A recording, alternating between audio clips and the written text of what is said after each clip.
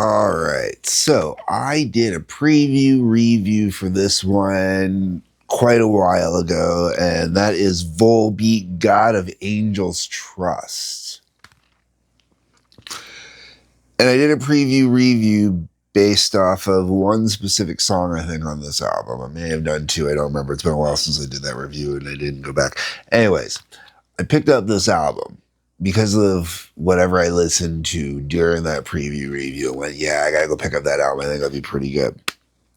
So when I picked up this album, I discovered in a year where Alice Cooper got back together and released an album with the original band, in a year where Hailstorm releases this grandiose concept album, in a year where I bought quite a few other albums that were released this year, this one has gotta be my favorite, honestly. 10 songs on this album. 9 of them, 8.5 of them, beautiful, perfect. Now, few things to discuss with this album. Now, I went and looked online to see if there was any details on whether or not this is in fact a concept album or not. It doesn't say anything online that I saw about this actually being a concept album. But it really listens to and feels like a concept album, and based on the imagery and everything like that, I want to say, some girl is demonically possessed, and then you got all the chaos and aftermath and whatnot that goes with it. I could be wrong, but that's how it really feels like to me. I did read online that I don't know much about Volbeat, okay? So I had to go do a little research because that's how impressed I am with this album. Like, I really wanted to give this album a perfect 10. I really did. And I'll get into why I didn't when I get into the songs. But, the music on this album, the riffs on this album, the instrumentation, whatnot, I never would have guessed that this was what would be considered a throw together album. And by throw together, by today's standards, taking 13 days to record an album, having some rough ideas going into it, but actually record, finish, everything, an album in 13 days by today's standards is insane. It's just unheard of. Getting 13 days back in the 70s, that would be crazy. You'd expect this type of album from 13 days in the 70s. But not from 13 days in, 2020s, wow, it's just like, whoa,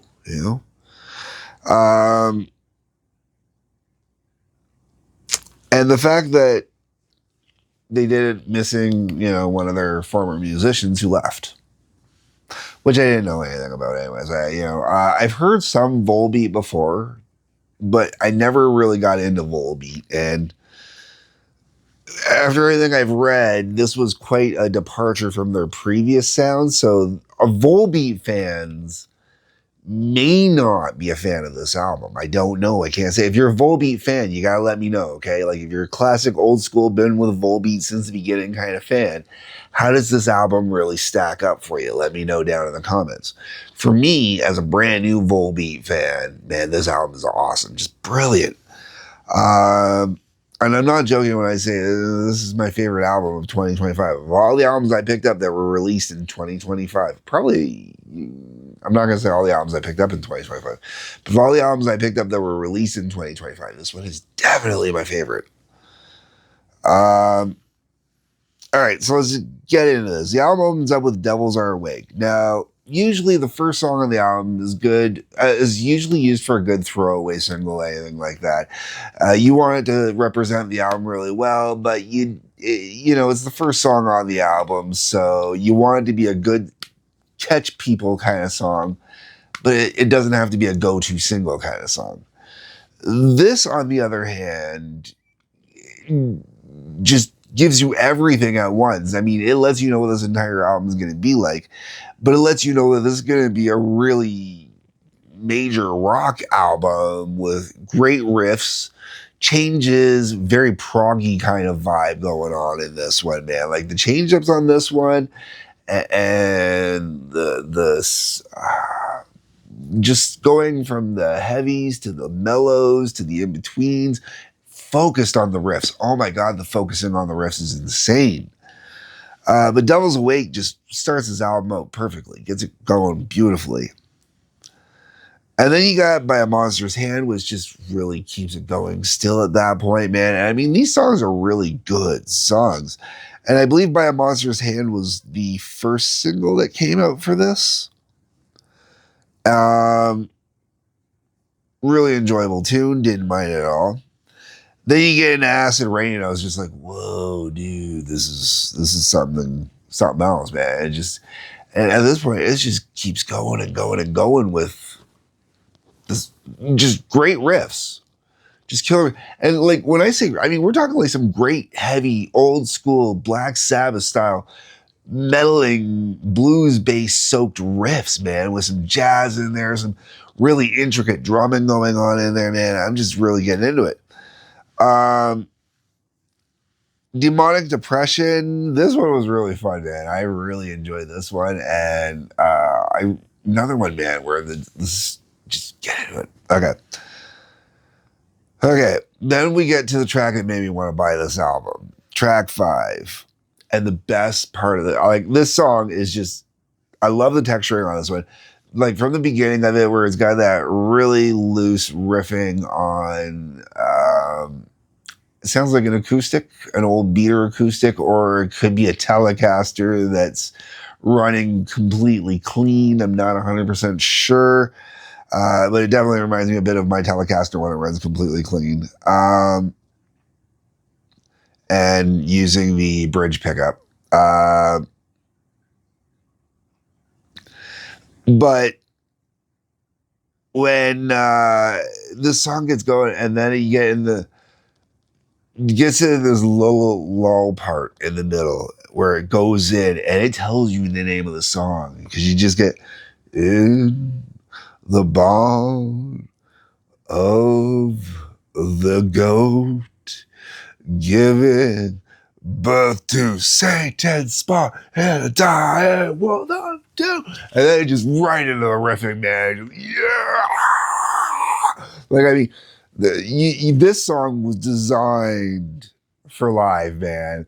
Like, yeah, just totally designed for like to come out there, and then when they drop that, oh, yeah, comes down hard, totally, man.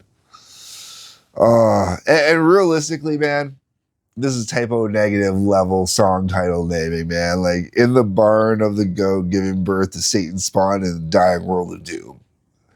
Yes. Oh, this it really just one of those songs I absolutely love. Oh my God. Like, I do honestly feel like this album was crafted for me. You know, it really has that vibe to it. Like, it hits every note I wanted to hit in an album. Okay, now, if you're one of my regular viewers, you know I don't generally like slower ballady kind of songs and soft, fluffy stuff that's usually put on an album to sell to entice women to buy an album. This album does have a song that would technically fall under that criteria, and it is track 6, Time Will Heal. And this song is amazing.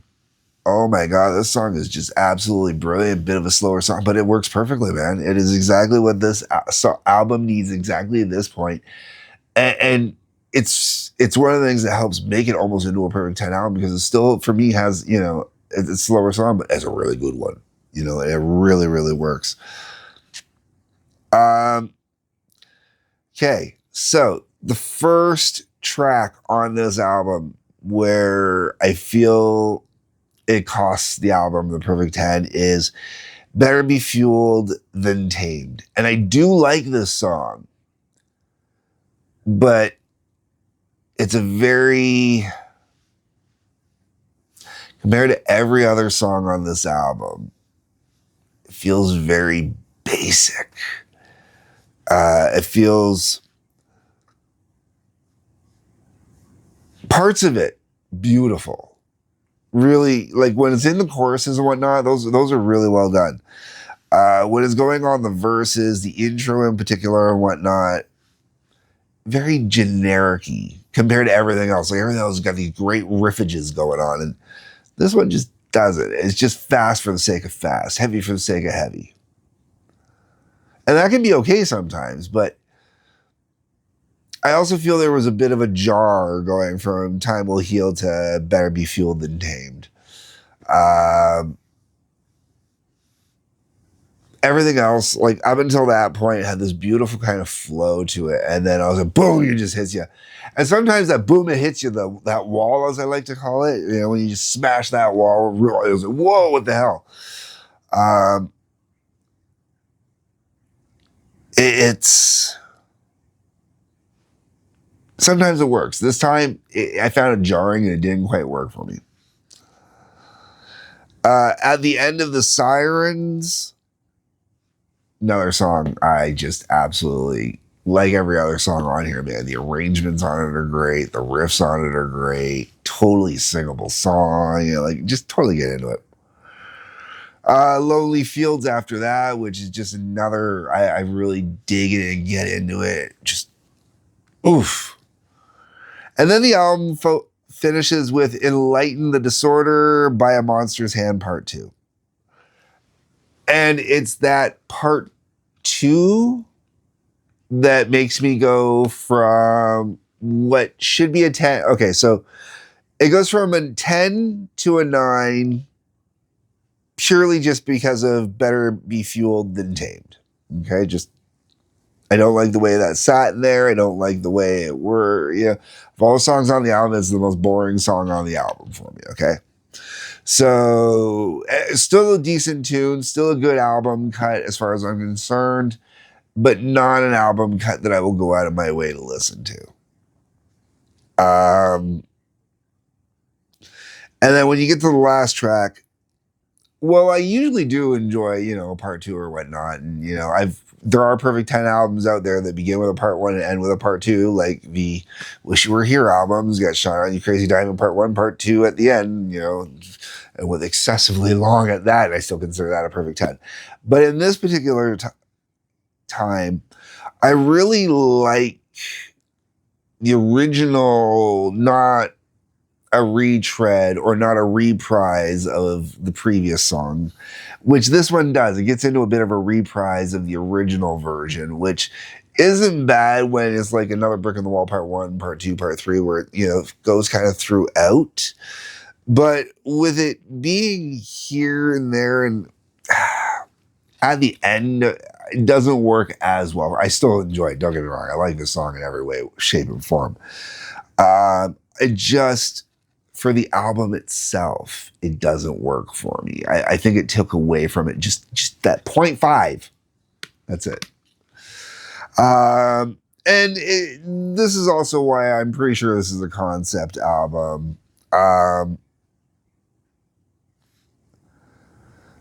Realistically, I do. I really want to give it a 10. I really do, man. Like, this is a really good album. This is probably, not only is it my favorite album that I bought in 2025, which once again, Alice Cooper with the original group released a new album this year, and I'm still saying that I like this album better, okay? And the hardcore Alice Cooper fan that I am, that says a lot, especially considering I really like the new album. I think it was really good. You can go watch my review on that. But this one, this is an amazing album. Like, this is one of those albums where, as they usually say, that once you pass the age of like 26 or so, you don't usually get into new albums, new music as much, kind of thing.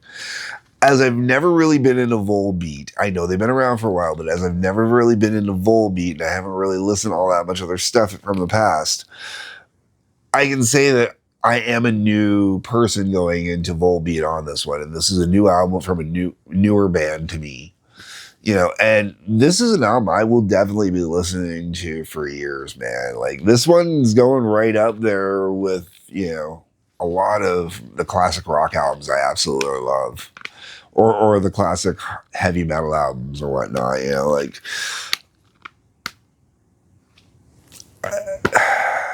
like this is for me. This is the same as throwing on Metallica's Kill 'Em All or Reload, which are my two favorite albums from Metallica.